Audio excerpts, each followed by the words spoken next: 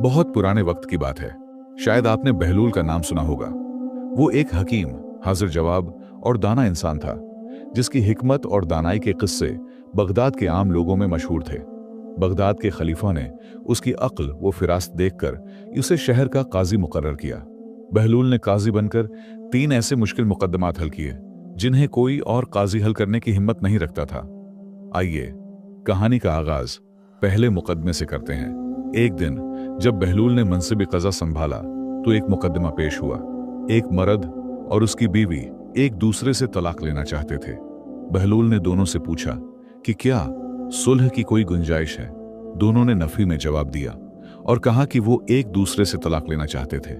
बहलूल ने मुकदमे को आइंदा महीने तक मुअख्खर कर दिया ताकि शायद वो अपने फैसले पर दोबारा गौर करें। महीना गुजरने के बाद वो दोनों दोबारा बहलूल के सामने हाजिर हुए। बहलूल ने पूछा कि क्या इस बार भी वो तलाक ही चाहते हैं। दोनों ने जवाब दिया कि वो तलाक के सिवा कोई फैसला कबूल नहीं करेंगे। बहलूल ने उन्हें वापस भेज दिया और मुकदमा फिर मुअख्खर कर दिया। हालांकि उनके चेहरों पर नाराजी और नागवारी के आसार नुमायां थे। ये अमल कई बार दोहराया गया लेकिन सूरतहाल में कोई तब्दीली ना आई। चुनांचे बहलूल ने फैसला किया कि वो दोनों को एक एक कागज और कलम दे। फिर उसने इन दोनों से कहा कि हर एक अपने शरीकी हयात की 10 अच्छी सिफात लिखे। शौहर ने अपनी बीवी की खूबियों को गिनवाना शुरू किया और उन्हें कागज पर लिखता गया। जब वो लिखकर फारिग हुआ और बहलूल को देने लगा तो बहलूल ने उसे रोका और कहा, ये कागज मुझे नहीं, अपनी बीवी को दो। शौहर ने वैसा ही किया। बीवी ने कागज पढ़ना शुरू किया। कभी मुस्कुराने लगती, कभी अपने शौहर की तरफ शर्मीली नजर से देखती और कभी अपना हाथ मुना पर रखकर मुस्कुराहट छिपाने की कोशिश करती। उसके चेहरे से शर्म वाज़ेह दिखाई दे रही थी।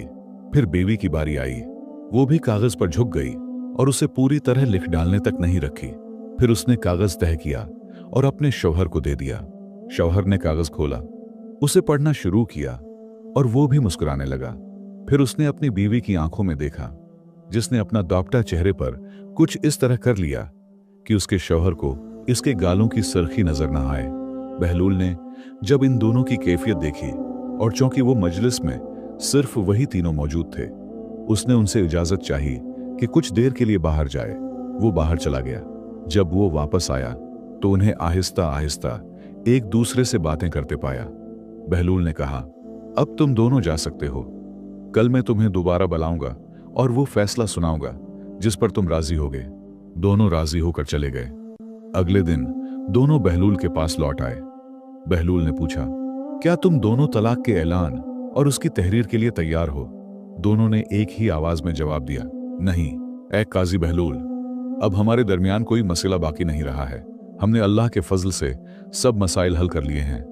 और उसके बाद दोनों ने बहलूल का शुक्रिया अदा किया, एक दूसरे का हाथ थामा और खुशी खुशी अपने घर लौट गए। दूसरा मुकदमे। एक दिन बहलूल के पास शहर का एक ताजिर आया। वो एक शख्स के बारे में शिकायत करता था जिसे लोग अमीन कहते थे। ताजिर ने बताया कि वो सफर पर जाने से पहले अपनी एक इमानत इस शख्स के पास रख गया था, लेकिन जब वो तिजारत से वापस आया और उससे अपनी इमानत तलब की तो उसने इनकार कर दिया। उसे झूठा कहा और घर से निकाल दिया।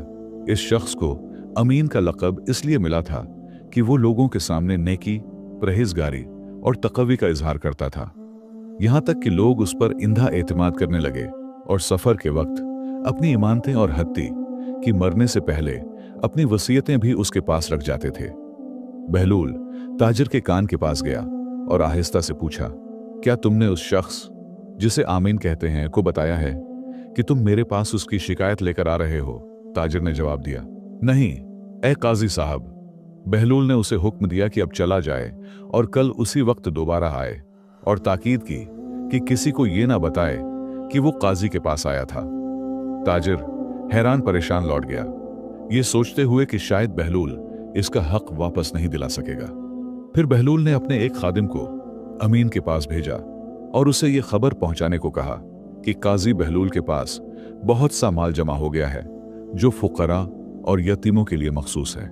काजी बहलूल उसे अकेले संभाल नहीं सकता, खास तौर पर इसलिए कि अदालती उमूर उसका सारा वक्त और तवानाई ले लेते हैं।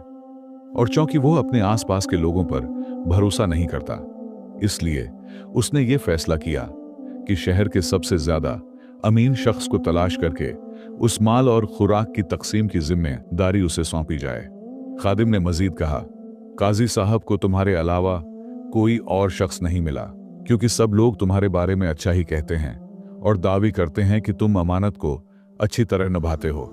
फिर बहलूल के खादिम ने उससे पूछा, क्या तुम्हारे पास इतना वक्त और कुव्वत है कि तुम इस मुश्किल जिम्मेदारी को उठा सको? अमीन की आंखें खुशी से चमक उठीं। उसके चेहरे पर एक खुशी की लहर दौड़ गई। उसने फौरा कहा, हाँ मेरे आका, काजी बहलूल से कह दीजिए कि मैं अपनी जान और अपनी मेहनत ऐसी नेकी के कामों के लिए वक्फ करता हूं। बहलूल के खादिम ने उसकी तारीफ की और मुस्कुरा कर कहा, वाकई तुम एक अमीन शख्स हो। पुलिसों अदालत में हाजिरी हो जाना, माल के लिए मुनासिब जगह तैयार करना और अपने साथ चंद मजदूर भी लाना ताकि वो भारी बोरियों को उठाने में तुम्हारी मदद कर सकें। अमीन ने सर हिलाते हुए कहा, मैं हर मुमकिन कोशिश करूंगा कि ये इमानत महफूज रहे और सब खुश रहें। अगले दिन ताजिर दोबारा बहलूल के पास आया। उसने सलाम किया और इंतजार करने लगा कि काजी क्या फैसला करेंगे। बहलूल ने उसे गौर से देखा और कहा, जाओ अमीन के पास और अपना माल मांगो। अगर वो इनकार करे तो उसे कह देना कि तुम उसे काजी के सामने ले जाओगे। ताजिर अमीन के पास गया और एहतराम के साथ अपनी इमानत तलब की। अमीन ने कुछ लम्हे खामोशी अख्तियार की, फिर कहा, यह सब झूठ है, मेरे पास कोई माल नहीं है। ताजिर ने सख्त लहजे में कहा, अच्छा फिर मैं तुम्हें काजी के पास ले जाऊंगा। यह सुनते ही अमीन का रंग उड़ गया। उसके चेहरे पर खौफ और शर्मिंदगी के आसार थे। फौरन उसने माल निकाला, ताजिर के हवाले किया, माजिरत की और उसे खुश रखने की भरपूर कोशिश की। ताजिर हैरान रह गया कि इतनी बड़ी तब्दीली कैसे वाकई हुई। वो फौरन बहलूल के पास गया, सारा माजरा सुनाया और बहलूल की अक्ल, हिकमत और लोगों के दिलों को समझने की सलाहियत की तारीफ की। परसों जब अमीन अदालत में आया तो उसके साथ खाली बोरियां और चंद मजबूत जसामत वाले मजदूर भी थे ताकि वो माल उठा ले जाएं। बहलूल ने उसे देखा तो जोर से डांटा और कहा, तुम कितने बुरे आदमी हो। तुमने दुनिया के लालच में अपना दीन बीच डाला, अपनी इज्जत को अपनी ख्वाहिशात पर कुर्बान कर डाला। यह कहकर बहलूल चल दिया और उसे वहीं खड़ा छोड़ दिया। जब अमीन के पास मजदूरों को देने के लिए कुछ न था, क्योंकि वो तो ढेर सा माल ले जाने की उम्मीद में आए थे, तो वो सब इस पर टूट पड़े, उसे खूब मारा और अदालत के दरवाजे के सामने नीम बेहोश छोड़कर चले गए। और इस वाकये के बाद शहर भर में उसकी, अमीन की शहरत फैल गई। लोग उसे अमीन के बजाय मकार कहने लगे। बहलूल के वाकयात और हिकायात शहर के हर कोने में फैल गए। नजदीक व दूर के सब लोग उसकी हिकमत, दानाई और ज़िरकी के चर्चे करने लगे। वो अवाम में महबूब होता गया और खलीफों के नजदीक भी पहले से ज्यादा मोहतरम और मुकर्रब बन गया। खलीफों का एक मुशीर था जो बहलूल की बढ़ती हुई इज्जत व मंजिलत को हजम नहीं कर पा रहा था। उसने फैसला किया कि वो बहलूल और खलीफों के दरमियान फूट डालेगा। मुशीर जानता था कि खलीफों को घोड़ों से बेहद इश्क है और वो हर हिफ्ते बाकायदगी से घोड़ों के बाजार का दौरा करता है ताकि अपनी पसंद के घोड़े खरीद सके। चुनांचे एक रात मुशीर चुपके से महल के इस्तबल में दाखिल हुआ, वहां से बेहतरीन घोड़ा निकाला और कसर से दूर ले जाकर उसे एक घोड़े के ताजिर को बहुत कम कीमत पर बेच दिया। अगले दिन महल में यह खबर जंगल की आग की तरह फैल गई कि खलीफा का एक कीमती घोड़ा चोरी हो गया है। खलीफा गुस्से से पागल हो उठा। इत्तेफाक से इस दिन घोड़ों का हिफ्ता वार बाजार भी था। मुशीर ने फौरन उसके कान में यह बात डाली कि शायद चोर घोड़ा बाजार में बेचने लाया हो, इसलिए बेहतर है कि बाजार की तलाशी ली जाए। खलीफा बाजार की तरफ चल पड़ा। जब बाजार में घूम रहा था तो अचानक उसकी नजर अपने मुमताज घोड़े पर पड़ी जो वहां फरोख्त के लिए खड़ा था। वो फौरन ताजिर के पास गया और उसे बताया कि ये घोड़ा उसका है और चोरी हुआ है, मगर ताजिर ने इनकार कर दिया। उसे झटलाया और झड़क कर खामोश कराया, क्योंकि उसे मालूम ही नहीं था कि वो खलीफा से बात कर रहा है। खलीफों ने चूंकि अदल का दामन हमेशा थाम रखा था, इसलिए वो ताकत का इस्तेमाल नहीं करता था। उसने कहा कि फैसला काजी बहलूल करेगा। ताजिर भी राजी हो गया दोनों अदालत पहुंचे और अपनी बारी का इंतजार किया। जब उनकी बारी आई तो वो काजी बहलूल के सामने पेश हुए। बहलूल खलीफों को पहचान न सका, क्योंकि खलीफों ने अपना चेहरा ढांप रखा था ताकि बहलूल इसकी पहचान से मुतासिर न होकर कोई ऐसा फैसला न करे जो इंसाफ के खिलाफ हो। काजी बहलूल ने उन दोनों से मामले की तफसील पूछी। खलीफों ने कहा, मेरा घोड़ा चोरी हो गया था और मैंने उसे इसी ताजिर के पास घोड़ों के बाजार में फरोख्त होते हुए पाया। जब मैंने उसे बताया कि यह मेरा घोड़ा है तो उसने मुझे झटलाया और दावी किया कि यह घोड़ा मद्दत से इसकी मलकियत है। बहलूल ने ताजिर की तरफ देखा और पूछा, क्या वही कुछ पेश आया जो ये नकाबपोश आदमी बता रहा है? ताजिर ने जवाब दिया, हाँ, यही हुआ है, और मैं ये भी कहता हूं कि दावी करने वाले पर दलील लाजिम है। अगर ये आदमी सच्चा है तो उसे अपनी बात के सबूत के लिए दलील पेश करनी चाहिए। अगर वाकई उसके पास कोई हुज्जत है तो वो काजी मोहतरम के सामने पेश करे। खलीफा ने जवाब दिया, हाँ, मेरे पास दलील है। मैं अपने घोड़ों के नाल में एक खास महर सबत करता हूं। अगर काजी इजाजत दे तो मैं उस मेहर की शक्ल पूरी तफसील से बयान कर सकता हूं। खलीफों ने मेहर की मुकम्मल तफसील बताई। बहलूल ने अपने खादमीन को हुक्म दिया कि घोड़ा लाया जाए ताकि उसका मुआयना किया जा सके। मुशीर, जिसने घोड़ा चराया था, जानता था कि खलीफा के घोड़ों के नालों पर एक खास निशान होता है जो उनकी मलकियत साबित करता है। इसीलिए उसने चोरी के बाद घोड़े के नाल उतारकर नए नाल लगा दिए थे, फिर उसे ताजिर को बेच दिया था। जब बहलूल ने घोड़े की जांच की तो नाल में वो निशान मौजूद नहीं था जिसका खलीफा ने जिक्र किया था।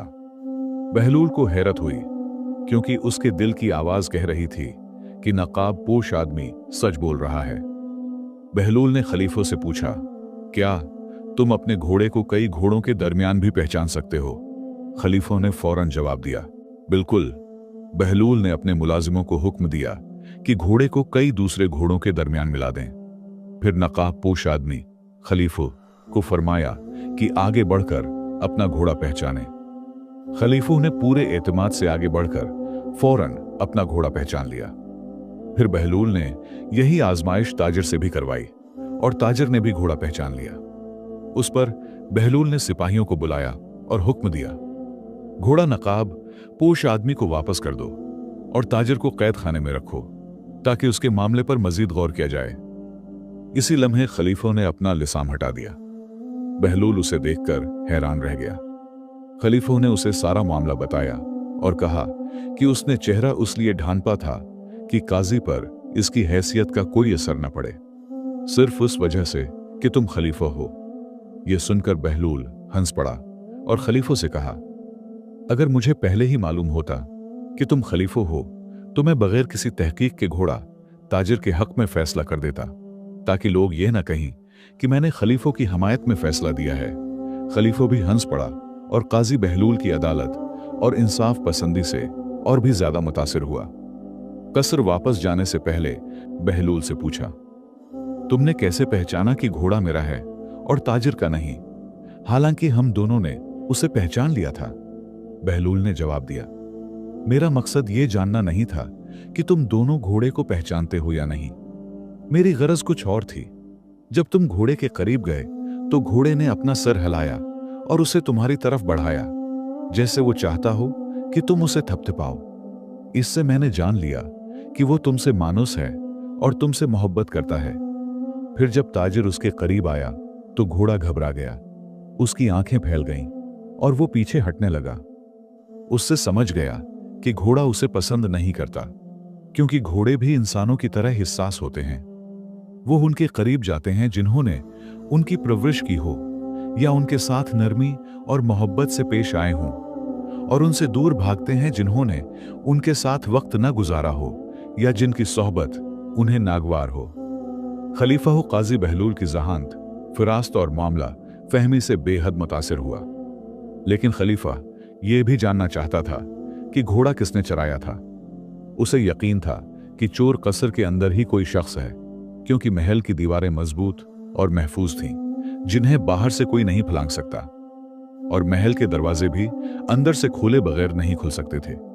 लिहाजा खलीफा ने बहलूल से दरख्वास्त की कि वो कोई ऐसी तरकीब बताए जिससे वो महल के अंदर छिपे हुए इस खाइन को पहचान सके। बहलूल कुछ देर खामोश रहा, फिर खलीफा से कहा, क्या महल में किसी को मालूम है कि आप इस वक्त अदालत में मौजूद हैं? खलीफों ने जवाब दिया, हाँ, महल के चंद लोगों को इल्म है कि मैं यहां आया हूं। बहलूल ने कहा, और यकीनन हमारे अलावा, यानी मैं, आप और ताजिर, किसी को मालूम नहीं कि उस मुकदमे का इंजाम क्या हुआ है।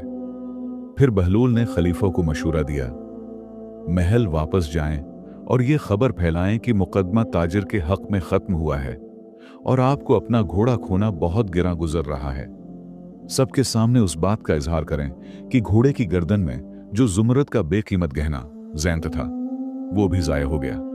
फिर कल इसी वक्त दोबारा मेरे पास आना, इंशा अल्लाह मैं चोर को पकड़ लूंगा।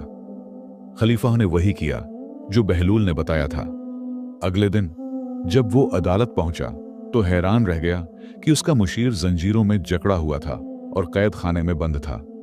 खलीफा कुछ समझ न सका, चुनांचे उसने बहलूल से सारा मामला पूछा। बहलूल ने कहा, गुज़िश्ता रात जब आप अपने महल वापस चले गए, मैंने ताजिर से एक माहिदा किया।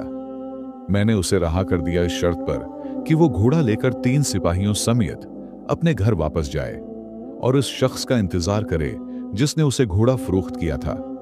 अगर वो आए तो उससे आम बातचीत करता रहे जैसे कुछ हुआ ही नहीं, और बाकी काम सिपाहियों पर छोड़ दे। और हवा भी यही।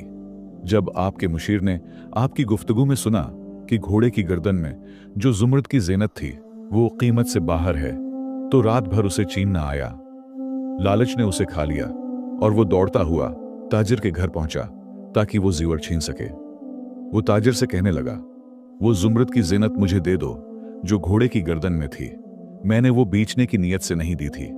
सिपाहियों ने उसे आइन जुर्म के वक्त पकड़ लिया। यूं साबित हुआ कि घोड़ा उसी ने ताजिर को बेचा था। खलीफा हैरत ज़दा रह गया और साथ ही सोचने लगा कि मुशीर आखिर इस हद तक क्यों गया। बहलूल ने कहा, आपके मुशीर का मकसद यह था कि आप बाजार में अपना घोड़ा देखें, बायर से झगड़ा हो और मामला मेरे पास आए। अगर मैंने फैसला आपके हक में किया तो वो लोगों में ये बात फैला देता कि बहलूल ने इंसाफ नहीं किया बल्कि खलीफों की तरफदारी की है। यूं लोग मुझसे नाराज हो जाते, मेरी साख खराब होती और आखिरकार आप मुझे काजी के मनसिब से हटा देते। बिल्कुल यही उसका मकसद था। और अगर मैं ताजिर के हक में फैसला कर देता तो आपकी नज़र में मेरी कदर वो मंजिलत गिर जाती, क्योंकि मैं इंसाफ कायम न कर पाता और यूं वो मुशीर हमारे दरमियान फूट डालने में कामयाब हो जाता। यही उसकी असल ख्वाहिश थी, मगर अल्लाह के फजल और उसकी तौफीक से मैं उसकी चाल से बच गया। खलीफा बहलूल की जहानत और फहम व फरासत से बेहद मुतासिर हुआ और हुक्म दिया कि अदालत मजलिस क़ज़ा कसर के करीब तामीर की जाए ताकि बहलूल शहर का काजी भी रहे और खलीफों का मुशीर भी। उसके बाद अल्लाह के फजल और बहलूल और खलीफों की बेहतरीन हुक्मरानी की बदौलत बगदाद शहर तरक्की करता चला गया। यहाँ हमारी कहानी खत्म होती है। उम्मीद है कि ये कहानी आपको पसंद आई होगी। अपनी कीमती राय और हमायत का इजहार चैनल को सब्सक्राइब करने और वीडियो को पसंद करने के जरिए करें। इंशाअल्लाह अगली हिकायत में दोबारा आपकी खिदमत में हाजिर होंगे। वीडियो देखने का बहुत बहुत शुक्रिया।